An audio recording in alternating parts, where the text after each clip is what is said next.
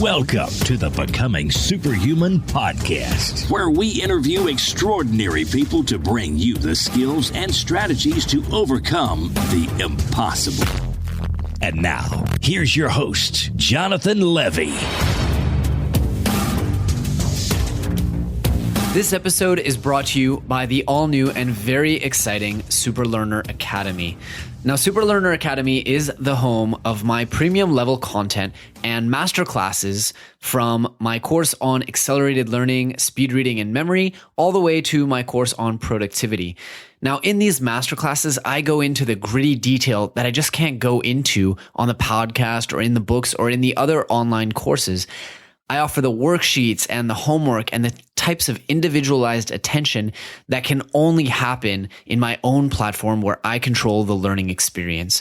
So if you want to learn faster, if you want to remember more, if you want to read faster, and you want to be able to do this all with a cohesive 10-week program that's going to take you from wherever you are today all the way to certifiable super learner status, I want you to check out the exclusive discount that we're offering for podcast listeners only at jle.vi/learn. That's jle.vi/learn.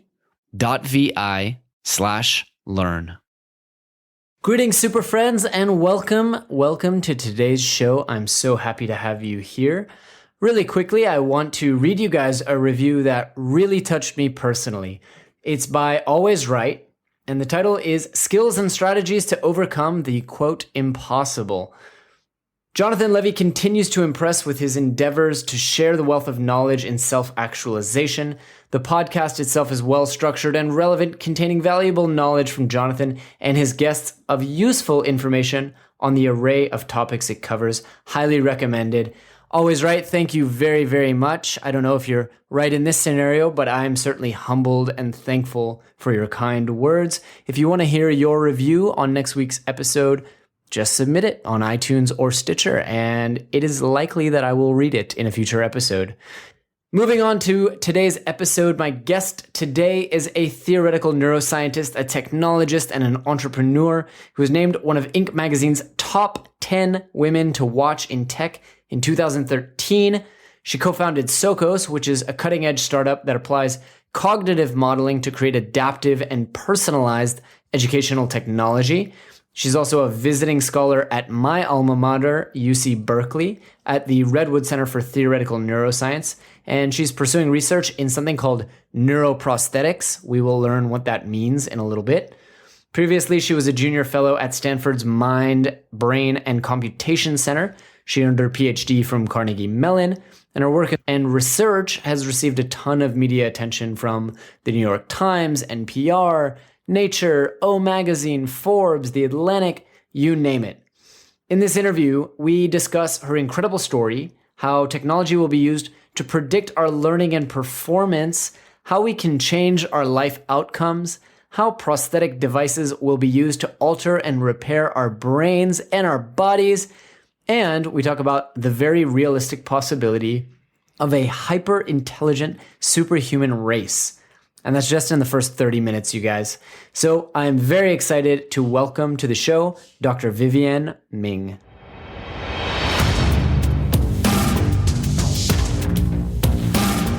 Dr. Ming, welcome to the show. We are so excited to have you today. It's my pleasure to be here. I've been looking forward to this. Yeah, myself as well. I'm really, really excited about what you're working on. And honestly, it took all of my speed reading skills to go through your resume and LinkedIn and research because you've just been doing so much different stuff. It's been a busy life, although loaded largely on recent years. Aha. So I tried to summarize it a little bit in the intro, but I'm sure I didn't do it justice. So perhaps you could share with us a little bit of the personal story and the journey that brought you towards theoretical neuroscience and where you are today. Absolutely. So I am a native Californian and grew up a pretty nice life. In fact, I grew up in a valley that Steinbeck wrote about. He called it the pastures of heaven. Mm-hmm. So it was nice and it was comfortable and I had a lot of advantages. And yet really by the age of 25, it pretty thoroughly ground my life into the dirt. You know, I nearly flunked out of high school and did flunk out of college. was pretty miserable and had lost decade, as I think of it. And, my family never gave up. And when I finally figured myself out, and what that moment is an acceptance that you don't work for happiness, you work to live a life of substance. And that would be the focus of my life. It may sound a little bleak, but for a good 10 years, that was how I got back into the swing of things. And I kind of crawled back and worked at a convenience store, then managed a convenience store, then managed, of all things, an abalone farm, and finally found I had a little time and money to go back to school. And I literally flipped a coin. I figured out which degrees I could start and finish in a single year, crammed all the courses together, and it was math, economics, or neuroscience, or cognitive neuroscience. And at the time I thought, math, what would I ever do with math? So I flipped a coin between economics and neuroscience, and, obviously it came up heads. And I found myself in this world where people weren't just studying the brain, they were building AIs and machine learning tools to study it. And suddenly learning was easy. It was, I often say you can pronounce my college transcript. It's fa. When I went, everything had a meaning. Everything had a purpose. It didn't matter what the class was. Didn't matter why someone was forcing me to take it. I found a meaning in that. And that meaning I later articulated as this idea of maximizing human potential, which can sound a little self-helpy, but in my case, can I build technology, leverage technology for one individual life, for a team, an organization, for society, to be honest, that can really take the story of a life and turn it into what it should have been and have us all benefit from it. Oh, I love that. Yeah, that's been my guiding principle for the last 15 years of my life. It took moments in a life that I hope no one else ever has to go through to reach this point. But for me, as with so many other stories out there in the world, they were crucial for me to understand, I want to maximize human potential partially because I wanted to do it for myself. I love that. And it resonates so much with me and with my backstory and, why I run a podcast, which is, we claim to give skills and strategies to overcome the impossible. Well, there's a lot of me in that, I think. So I certainly resonated with your story. Oh, thanks. Let me ask this. As you mentioned, you're an outspoken advocate of the cause of maximizing human potential. And that's really, I think, why we wanted you on the show so much. What does that look like to you from your perspective and in your industry? And where do you think the low-hanging fruits are? Sure. My industry, it's a funny thing. I find myself often invited to come speak at big corporate events. And when you show up before anyone knows who you are, the standard thing is to say, who are you with? Which in some way, it lets them understand you. It's similar to, I think, in England, to ask where you went to school because suddenly they know so much about you. I don't say this with arrogance, but sort of at a loss. My industry, my interest is maximizing human potential. I do this as an academic in a field called cognitive neuroprosthetics, right? Where we're interested in, can we literally jam things in your brain and make you smarter? I do this in education through developing technologies that can really give kids and adults the opportunity to grow and be the person they could have been. I do it inside large organizations, modeling talent and organizational culture. I do it in modeling bias and diversity. I'm the woman that built a Bayesian model of bias to understand some really interesting research. And I do it in health technology to look at treatments I've developed for bipolar disorder and diabetes and autism. So, this is it. If someone comes to me with an idea that fits into this scheme, I am just stupid about saying yes. If it falls outside that, no matter how cool I genuinely think it is, it's a pretty easy, no. As I recently said to a very large and very fun company that was recruiting to me to be on their executive team, this will have to be another in a long line of bad career decisions. So what do? I explore the possibilities of cognitive neuroprosthetics. I try to redefine what education means. In my case, it means what can we do to give you the best possible life? It's not about grades. It can be about learning skills, but I think there are wonderful tools out there for doing that. I'm interested, instead of working on the tools, I'm interested in the craftsman. What can I build in a person such that they can go do amazing things in the world? So, and it really is very similar. The truth is, what you do with a 5-year-old in education and what you do with a 35-year-old inside a corporation or inside the army or any other place I've ever looked is shockingly similar. Interesting. So I think that's a good segue to talk a little bit about Socos, which is your startup, and kind of the type of cognitive modeling and adaptive personalized educational technology that you guys are working on. How does all that work? I mean, I just heard a really interesting podcast with Dr. Peter Attia from Singularity talking about, adaptive modeling that would determine if a student has understood something, and if not, determine the right way to explain it. Explain to us a little bit about what you're working on at Socos and how that all works. Absolutely. Well, I hope he cited my wife and I, because about 3 years ago, we actually published a paper showing that we could take undergrads in a biology course and MBA students in an economic course and develop these machine learning systems that could learn biology, learn economics directly from the students talking to each other. Interesting. And then when that system, which I call it a deep cognitive model, when that system is trained up and then used to, not that I think grades are a useful thing to predict, but just as a proxy, used to predict grades, we found when new students entered those two classes, even though we didn't involve the faculty, we didn't look at homework or anything, we knew at week 1 what those new students would get in the class. Wow. We knew week by week as the course progressed what they get wrong or right on the final exam.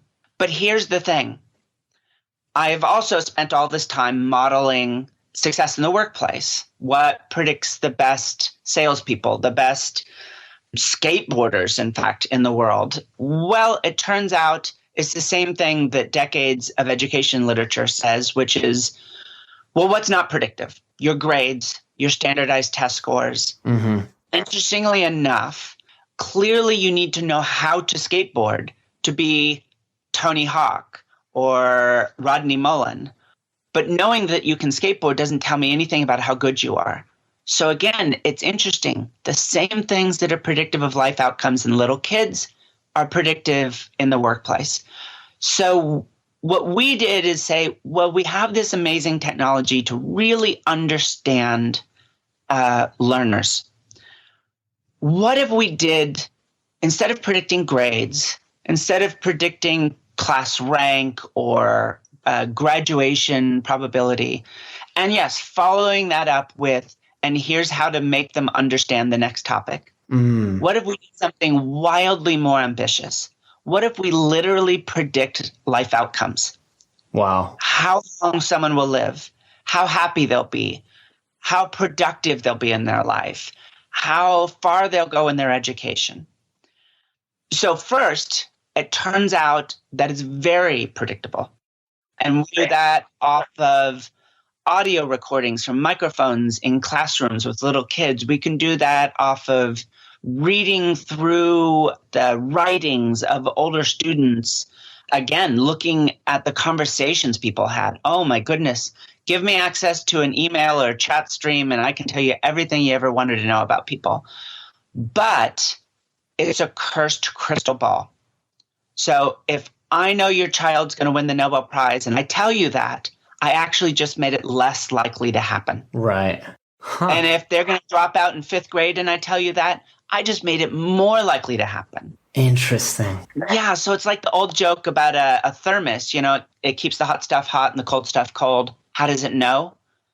So here, a lot of forces, cognitive, emotional, bias forces, push towards these negative results, even though they're, in a sense, pushing in opposite directions. So, one is reinforcing and the other is undermining, but it doesn't matter. No good comes from telling or sharing these predictions, which is interesting because it says something then about having grades and having formal assessments. So instead, what we do is something very, very simple but profound. We send, particularly in the work we've done with families, we send a single message home every day. Here's the one thing you can do today, parents, that will have the biggest impact on your child's life. Wow. And then we send it again tomorrow, a new message driven by what we've learned about your child that day. And then we send it again the next day and the next day and the next day. That's brilliant. And what do these tips, or I don't know if you would call them tips, but action items, give us an example of what one of them might sound like. So we call them interventions, and I'm happy to go into a little bit of what it took to actually build this out. But a very tangible example for a young child would be, hey, Dad, Maria's really interested in seahorses right now. Take 15 minutes and talk to her about seahorses. So this was a highly targeted recommendation. We picked up on Dad, involved in a lot of family things, not that involved in education. Mm-hmm. The system explicitly signals him. Maria's really interested in seahorses. This is from pilot data we collected from kindergartners where there were microphones and cameras in the classroom. And we actually picked up on her interest. She was talking about it over and over again. But it wasn't part of the course curriculum. The teacher wasn't bringing it up. This was something that Maria was endogenously interested in. Turns out that is a huge predictor of life outcomes. Wow. So now imagine you're Maria, 5 years old.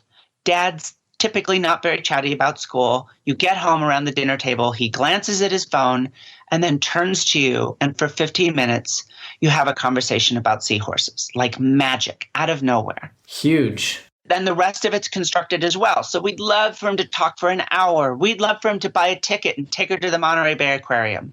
With the population we were initially working with, that just wasn't going to happen.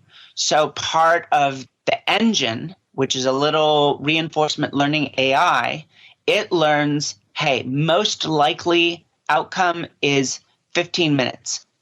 It's the best trade-off between what Maria needs and Dad will do. Mm-hmm. And, for example, we didn't signal reading about seahorses. That makes it less likely to happen. We signaled or cued him to just talk. So highly targeted. It seems so simple, but if you can do it over and over again, create those behaviors in the parent, model it for the kid, create experiences of value. And you can see over and over again in the research literature that, almost every week, new findings come out in Science and Nature and the Proceedings of the National Academy about new little interventions. The recent one was telling math stories to your kids. And we have that body of literature driving our intervention recommendations. That's incredible. Although it does, I have to say, remind me a little bit of an episode of Black Mirror where, someone passes away and they plug in all of his emails and are able to completely recreate his personality. So now we can get into why I don't use Facebook anymore. Yeah, it's alarming, actually. You say you could literally predict people's life outcomes. I don't want to either over or undersell it. You really can. And when you think about the insurance industry and actuary tables, when you look at the power, probably the most famous experiment in this domain would be the Marshmallow Experiment with little kids. Oh, yeah. So, you put a marshmallow in front of a 4-year-old and you tell them you'll be back in 10 minutes. And if they don't eat it, they'll get a second one. How long they wait before they eat it turns out to be a pretty robust predictor of education attainment, income later in life, health outcomes. You look at the grit literature, at the mindset literature. You look at predictors from general cognitive ability, like working memory span, from emotional intelligence, creativity. In fact, there's this broad swath of what my wife and I have called meta-learning. This broad swath of these meta-learning abilities or dimensions or attributes. These are all robustly predictive of life outcomes. It doesn't say you couldn't overcome a limited working memory span and be successful, but you are definitely working against the odds there. Right. So what we're interested in is, what can we intervene on there? Can we, in younger children, literally increase working memory span? And it turns out that you can. Can we improve perspective taking, which is a form of empathy? Turns out you can, and you can even do it in adults. Can we change someone's zip code that they were born in? Well, no. I can't intervene on that, but it turns out it's a great predictor of life outcomes. That's pretty depressing. So what's really depressing and scary to me is how much we accept as fixed versus how much is actually changeable in someone's life.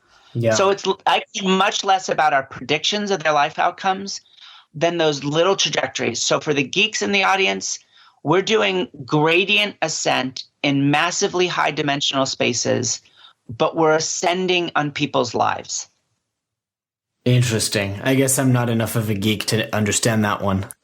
Let's just throw that out there for the people in the world that Fair enough. that love their optimization algorithms. Yeah. Dr. Ming, you mentioned, I like how you described neuroprosthetics because you said, I want to stick something in your brain and see if I can make it perform more. I got to know more about that. I don't know how to phrase the question, but I really want to know what's going on in the field of neuroprosthetics right now.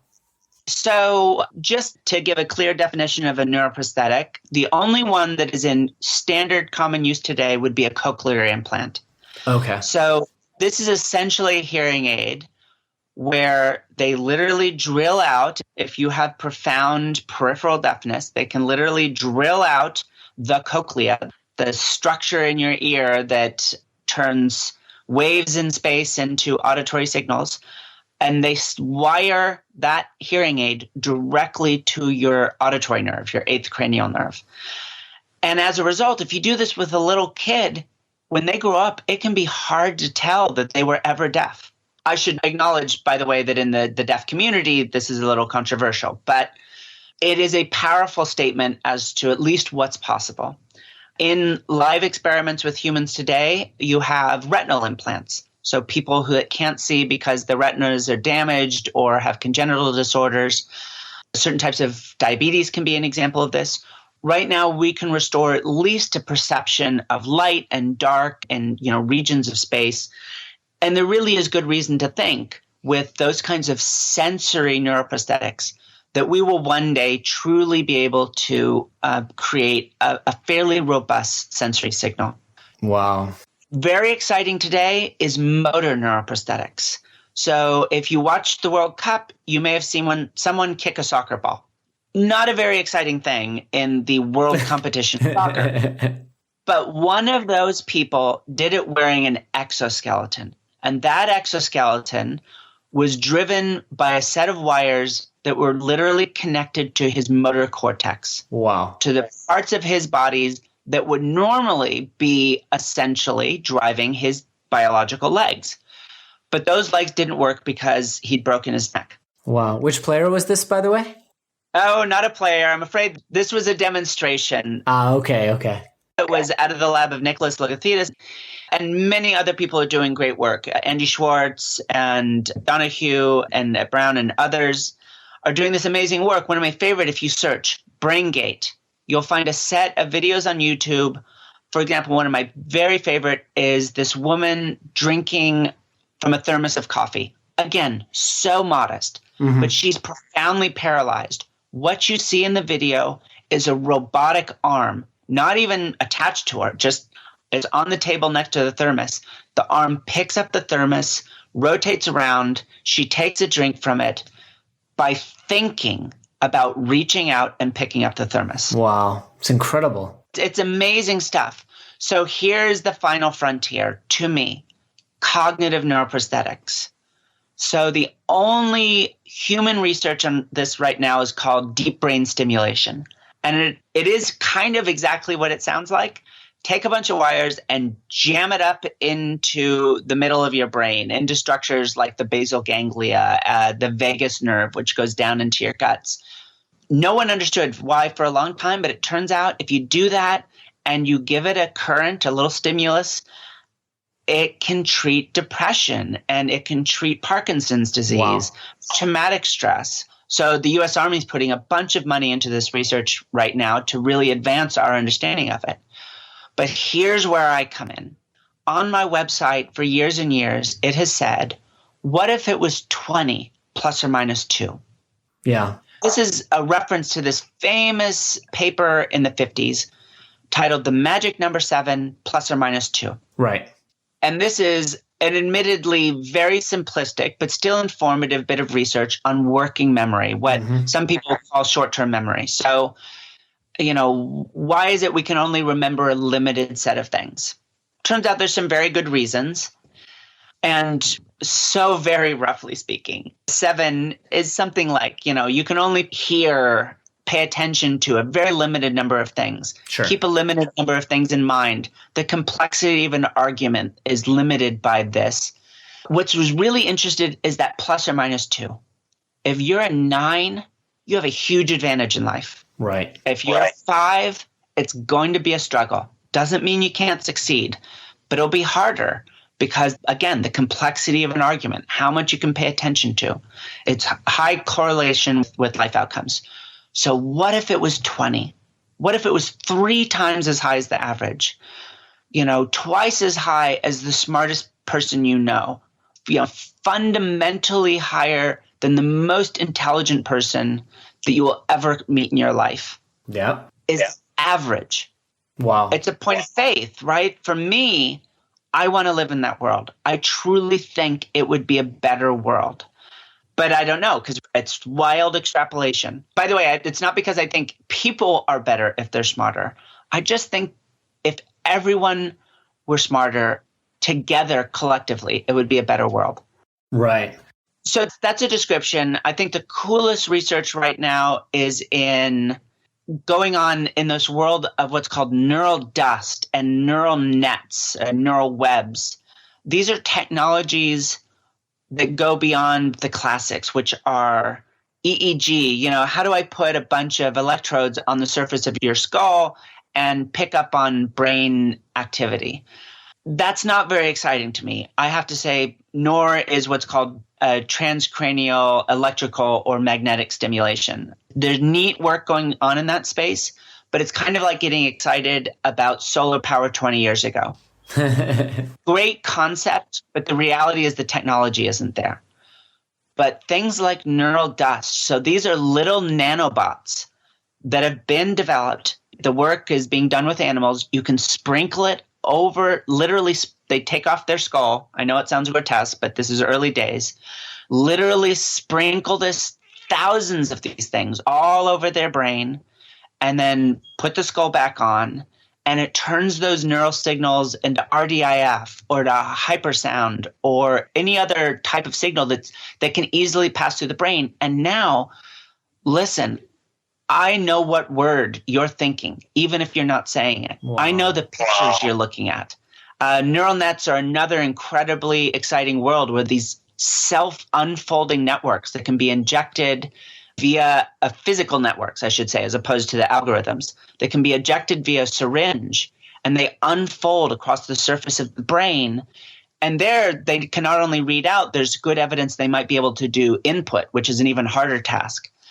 But, imagine the brain-computer interface that comes from me really knowing what's going on in detail in your brain. Wow. It's scary, but I think every technology, what we need to do is think, what is the benefit and what is the cost, and how can we maximize that benefit to cost ratio? Recognize no technology comes without risks and take that seriously. So what I think is the biggest risk with cybernetics or cognitive neuroprosthetics is I don't think we're going to live in a world where it's 20 plus or minus 2. I think we're going to live in a world where the wealthiest people can buy the best prosthetics. And they'll look at the rest of us like we have Down syndrome. Wow. And that doesn't need to be a dystopia for it to not be a world that we don't want to live in, where other people make decisions for us because, frankly, they should. And there's genuine research, animal work being done on this, preliminary work with humans, where I think we need to stop treating it as science fiction and really decide as a society, I'm not worried about AIs taking over the world. I'm worried about 20 to 30 years from now, the definition of what it means to be human is fundamentally changed. Sure. I think AI gets so much attention because it is this big scary thing. But yeah, nobody's talking about the fact that we could have super intelligent humans who have the same capability as this kind of doomsday singularity scenario. Exactly. It is in essence the same concern. But here it's one that's, one, to me, much more proximal and realistic. Wow. And two, is a reinforcement of some of the very discussions we're having right now. Want to know one of the predictors? I already mentioned it. Of life outcomes is zip code, and that's largely about wealth. Yeah, of course. The wealth of your parents is a meaningful predictor of, forgive such a generic term, but your intelligence. Yeah. And what happens when the causal strength of that predictor is increased by orders of magnitude? Yeah. So I don't want to be there. My goal is to build the world I want to live in. I want a world where everybody is fully realized, not just those people that can afford it. I love that. I studied sociology at Berkeley. Go Bears, by the way. And so I'm right on the same page with you. I actually think part of this is also about long-term outcomes. I realize we're talking singularity here, so who knows what happens afterwards, but in a funny way, I want to put the selfish back in philanthropy. I know it's never been there, but we're going to somehow figure out how to stick those letters in there because I've done the economic modeling on so much of this work. We all benefit. Right now, maybe the real potential of civilization is at best driven by 1% of our population. And I think that's a tragedy for all of us. Imagine if we could just tap 10%. The real creative potential, the real productivity of 10%, what a transformation that would make in our world. Certainly. In terms of literal dollars and cents, but also just in terms of the world that we live in. Everyone laments that we don't have our flying cars and so forth. Well, I don't know that I'm interested in those specific details, but a world that could deliver that sort of life is the one that comes from all of us contributing. Mm-hmm. Absolutely. Dr. Ming, I want to touch on something that you said about these neural nets and the idea of, you briefly mentioned that it can potentially be used for inputting information. Now, I remember reading years and years ago about an experiment where two mice on opposite sides of the planet were put through a maze. One was put through it before. Essentially, they transmitted knowledge of the maze across the world and were able to teach this mouse who had never solved a puzzle how to solve it. What is the likelihood, I guess what I'm trying to ask, that we'll be able to essentially transmit memories and knowledge without actually having to experience them, sit a kid down and plug them in some way? And do you think that's a goal that we should be reaching for? Somewhat like my reference to EEGs and TMS earlier. So there's some cool work. Raj Rao at University of Washington has gotten a lot of press, for example, for the sort of brain reading over internet work, which is well-deserved. But at the same time, it's not quite what people probably appreciate, which is to say, it's a lot less about really putting in a full-formed memory and about leveraging some of the things we know about the human brain. So, for example, probably the best illustration here are the rescue rats. So these are rats that have a little mobile system implanted in their brain. It's like a mobile chip, and we can control their reward centers, not sort of bliss reward, but the centers that control how we learn how to do things, the reinforcement, dopamine as a reward. Again, for those of neuroscience in the world. And by then giving them right rewards at right time. Well, I want the rat to go left. I want them to go right. We can provide these little signals, which then essentially bias them in a certain direction. I see. I mean, that is legitimate control. If you did that in a human being, it would be wildly unethical and profoundly potent in controlling their behavior. But it's not quite the same thing as what we imagine someone means when they say kind of mind reading. So, for example, we can do a very robust, using something like fMRI, and definitely another technology called ECOG, which is essentially during brain surgeries, putting EEG right on the surface of the brain, underneath the skull. I can tell what pictures you're looking at. I can tell what words you're thinking. So that's the reference I made earlier. So you can truly read out robustly if you have that fine-grained resolution of being in contact with the brain directly. By the way, there's a lot of engineering and physics issues that need to get worked out for that to be a long-term, but it is realistic, very real. The right in is a different issue entirely. So we can exploit certain types of right in. So I referenced cochlear implants earlier. By wiring that to the auditory nerve, we can create an actual perception of sound. But if you tried to wire that into the auditory cortex right now, where our higher level sound perception takes place, it would be terrible. We simply don't understand these things well enough or have finely grained input capabilities that can write a true percept into the brain, as opposed to, again, I can stimulate a part of your motor cortex that will cause you to reach out. I can just randomly stimulate a part of your temporal lobe of your brain, and all of a sudden you'll be thinking about your grandma. Wow. You can evoke these sorts of things, but it's wildly uncontrolled. The map is not the same across individual people. So there's a huge amount of work that needs to go into writing in, or as we call it, encoding. Right. But the decoding portion, the write out portion, that can truly be done very robustly. And I think that early forms of brain-computer interfaces will involve detailed decoding coupled with a feedback. So you can imagine you're doing really robust readout, and then you have something kind of like a Google Glass that gives you the feedback back. Provides auditory signals, it provides visuals. You could incorporate into that some other these simple brain tricks I'm referring to, but it's going to be longer before we do the right in portion robustly. So you don't see really a future, also because you're involved in building education solutions, you don't see a future in which, kids are able to sit and put on a helmet and learn the day's lesson. I see a future in which we can exploit the reading of their minds, and we can leverage the state. So we could know right now, maybe right now is exactly the moment to give them this piece of information. Or whoops, that piece we just presented, we read the state of the brain at that moment. We know it hasn't been encoded. We need to go back and do it again. Interesting. So in that sense, there is an enormous amount to be leveraged. But the idea of near future, I'm saying 10, 20 years time, certainly 10 years time, that we will be able to just say, upload, let's do the Matrix. Now I know Kung Fu. Yeah. That's not going to happen based on any of the existing technologies we have today. Well, I have to say I'm a little bit relieved, because that means I have a job at least for the next 10 to 20 years. Exactly. I think what we can do is make your job so much more effective, so much more targeted. Right.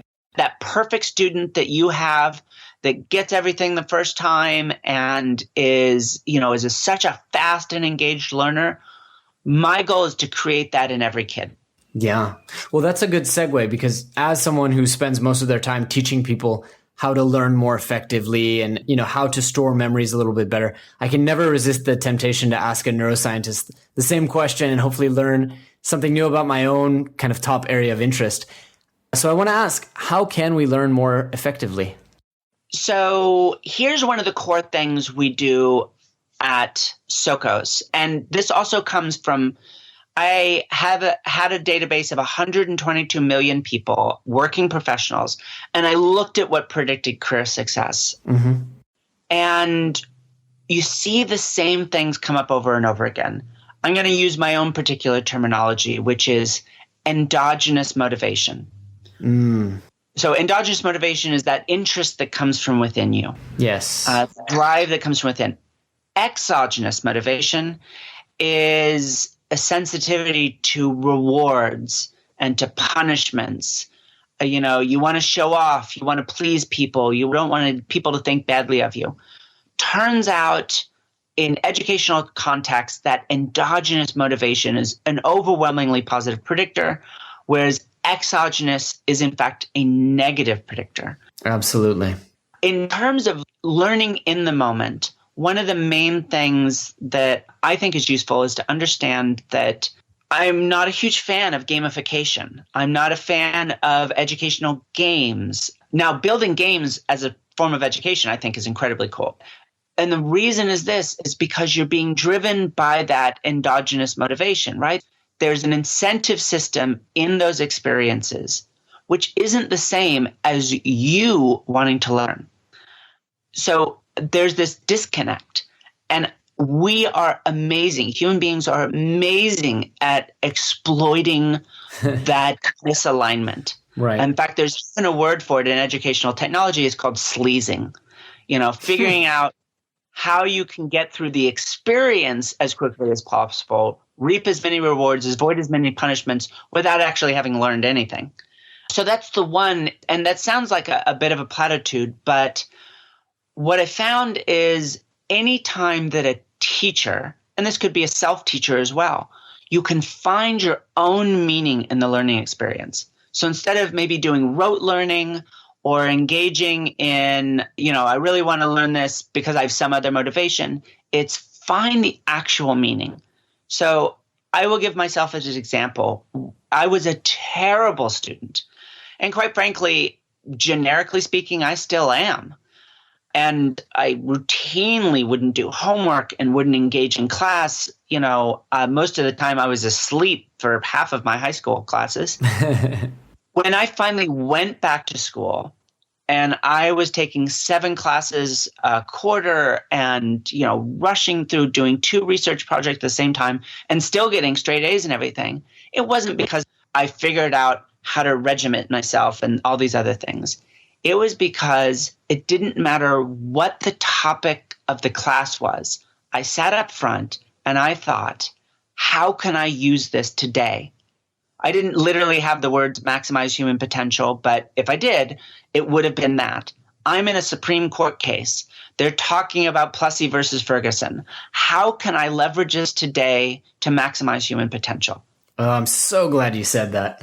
Yeah. Yeah, it's literally, that's an example, very, very close to an example I give in my course where, we recommend that everyone pre-read, which is basically looking through the text and saying, how does this apply to my life? Where do I agree or disagree? How am I going to use this? I mean, I'm totally on the same page with you. I'm so glad you said that. The other, I think, is to recognize that those moments that you are truly engaged, they're different for everyone and they can be fleeting. So let's be clear, rest and taking breaks, don't get trapped in procrastination traps and those sorts of behaviors. That seems obvious, but some of the things I've worked on in the past are systems that specifically track how engaged people are, not to assess them, but to in fact do the exact opposite. Hey, you know what? Take 15 minutes, go shoot some baskets. When you come back, we'll actually be more effective. Right. It's the kind of Pomodoro time paradox. Exactly. And so whether you're using a fixed system like Pomodoro or, people like me are developing things that are highly targeted and personalized, either way, you're trying to reach that same thing, which is the recognition that it is those internal goals you've set that matter, not so much how you get there. And I want to deliver that. And, let me put it differently. We experimented with systems in universities where, for example, we found one population of students, regardless of what grade they got, did better if they got hard, tough love feedback from the faculty. Wasn't a huge effect, but it was very real. Another population, even bigger though, didn't just do worse on the project. They didn't do worse in the class. They were 80% more likely to drop out of the entire degree program if they got harsh feedback, even if they were passing the course. So in that case, what we experimented with were systems for the faculty, where literally as they were grading, it would pop up, much like our messages for the parents with Socos and Muse. This is essentially Muse for faculty. And it said, this person, Maria, needs more gentle feedback right there in the moment that you're writing the feedback.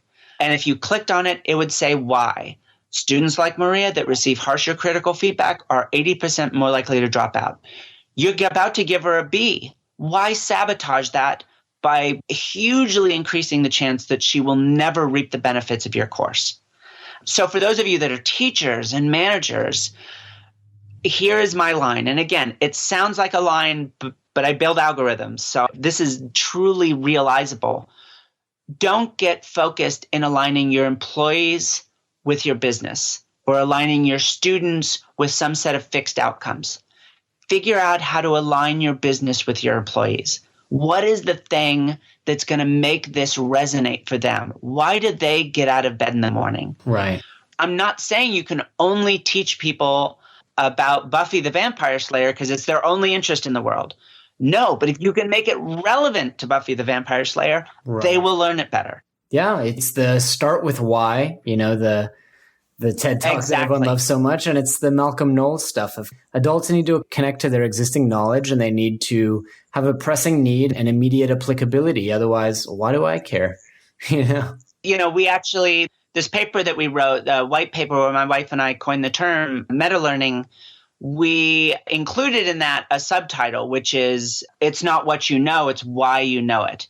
And we see that over and over again. When I analyzed that 122 million person database, the college you went to, the grades that you had, for that matter, your gender, your race, all those sorts of things, none of those were predictive in meaningful or useful ways.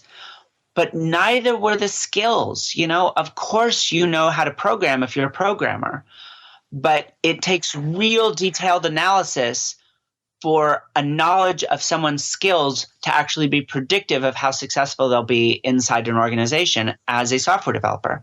Interesting. And this goes so deep as to say a Bachelor of Computer Science at Stanford, we found to only be a very modest, admittedly though positive, predictor that someone is a good software developer.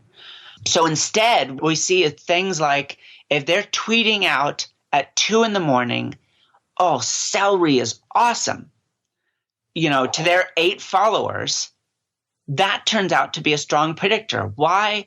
Because our algorithm automatically mining through these tweets said, oh, they're almost certainly referring to celery, the multiprocessing toolkit for Python. And if they know celery, now we have this fancy machine learning probabilistic graph that says if they know celery, they probably know Redis or RabbitMQ. They're probably using it for Flask or Django, even though they never used the word Python. Imagine what it says versus they wrote the word Python on their resume. And furthermore, what made it really predictive is celery is awesome. They could have said celery sucked. What mattered is that they had passion about it. It gives you an insight into why they do what they do instead of what it is they do. And that turns out to be the most important thing. In fact, I have a pretty strong recommendation to a lot of people, which is hire based on cultural fit and personality and motivation. And then if you can afford to do it, take weeks, take months, train them how to do the job. Yep. Skills can be taught and culture cannot. Exactly. Now, that's the point at which you really want what I call a good liquid skills market, where people can quickly go out and learn to do new things. That's powerful and it needs to be there. But you've got to have, that craftsman there to make use of those tools. I love that. I really love that, especially, as someone who has changed industries so many different times and came into podcasting or book writing or online course teaching with no skills and just that passion and that willingness to learn. It resonates with me quite a bit. Well, It's been something that I brought together. People look at the work that I do and sometimes it feels disjointed and all over the place. To me, it's very coherent. What makes a great life is something that we can actually produce everywhere from 3-year-olds to 30-year-olds to 90-year-olds. And I just want to be a part of all of those pieces. I love it. Dr. Ming, I know we're running out of time here. I just want to ask you a couple really quick short form questions if you have a couple more minutes. Absolutely. Awesome. First question, what $100 have you spent recently that most impacted your life?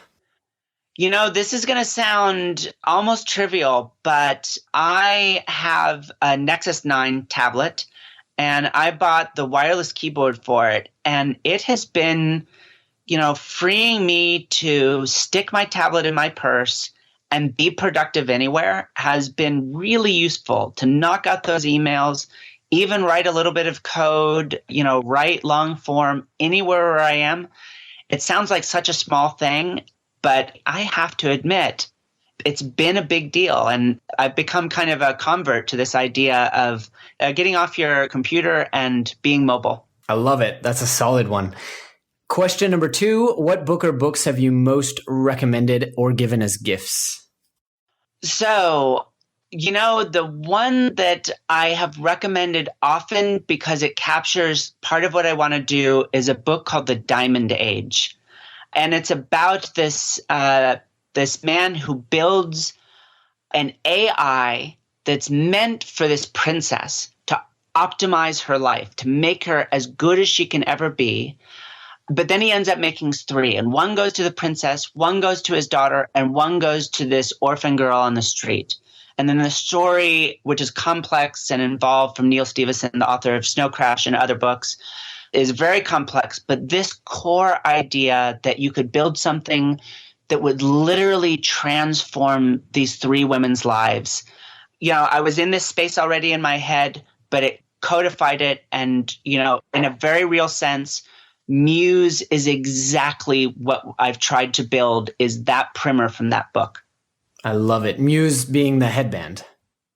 No. Oh. I am so sorry. Muse being the name of our product at Socos. Okay. Socos Muse. So this is this thing for parents where we literally can take pictures of their children's writing. We can take an audio snippet of you having a conversation with your kid. We ask one single question a day, and then we can send to those parents that one thing that will have the biggest impact on your child's life that night. Amazing. And it's all packed up, and all you need, we have an app, but all you also need is text messages. We can do this anywhere in the world. If you're a mom in rural Liberia and you've got a flip phone, you can get the exact same system. And in fact, we're distributing it around the world for free starting early at the end of this year. So it is enormously exciting. I love it. One last quick short form question, possibly 2. We like to give our audience homework every week that they can do to act on the things that they've learned today during the episode. So what one piece of homework, whether it's a reading assignment or an exercise or anything else, would you like to assign to our audience this week? Well, listen, I would be a terrible businesswoman. By the way, I am. If I didn't say, go to socoslearning.com and get Muse and do it, please. Yes, absolutely. Let me give you a different thing. It will sound like we're off topic, but part of what I describe as my life-changing moment is living a life of substance. And that often means doing something because you know it will make the world around you better, even if it's harder, even if it means it will make you a little less happy in the moment. So here's my assignment to people. This week, find that one moment where you can live a life of substance. If you see someone that looks alone, go up and make their company. If you see someone that is, they're in their muse, they are geeking out on whatever it is, go celebrate it with them. So many times in life, we see little moments where we know we could have done something to make someone else's life a little bit better. and we walk past them for good reasons. We're busy. Our job is making our kids' lives better, all of these things. Here's my one homework assignment. Pick a moment this week. Do an active substance. I love it. That's a beautiful point to end on. Dr. Ming, where can people learn more? We're going to put the link obviously to Socos, but if people want to learn more about what you're working on or get in touch with you, where should we send them?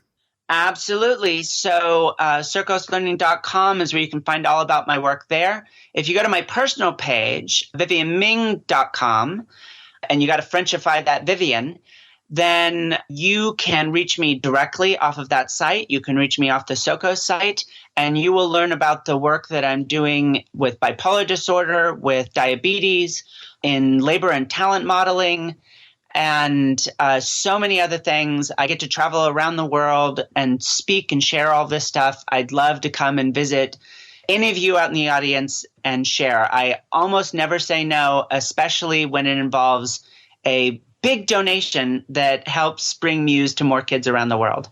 Excellent. On that note, I'm going to see what I can do about getting you to come out here to Tel Aviv and lecture, because I know Israel is really, really hot on ed tech. And of course, anything involving big data. I would absolutely love it. Awesome. Dr. Ming, it's been such a pleasure. Thank you so much for your time. And we'll make sure to link everybody up to both of your websites. And thank you. It's been my pleasure. I really enjoyed this, Jonathan. Me too. Take care. Bye. All right, super friends, that's it for this week's episode. We hope you really, really enjoyed it and learned a ton of applicable stuff that can help you go out there and overcome the impossible. If so, please do us a favor and leave us a review on iTunes or Stitcher or however you found this podcast. In addition to that, we are always looking for great guest posts on the blog or awesome guests right here on the podcast. So if you know somebody, or you are somebody, or you have thought of somebody who would be a great fit for the show or for our blog, please reach out to us either on Twitter or by email. Our email is info@becomingasuperhuman.com. Thanks so much. Thanks for tuning in to the Becoming Superhuman podcast. For more great skills and strategies, or for links to any of the resources mentioned in this episode, visit www.becomingasuperhuman.com/podcast. We'll see you next time.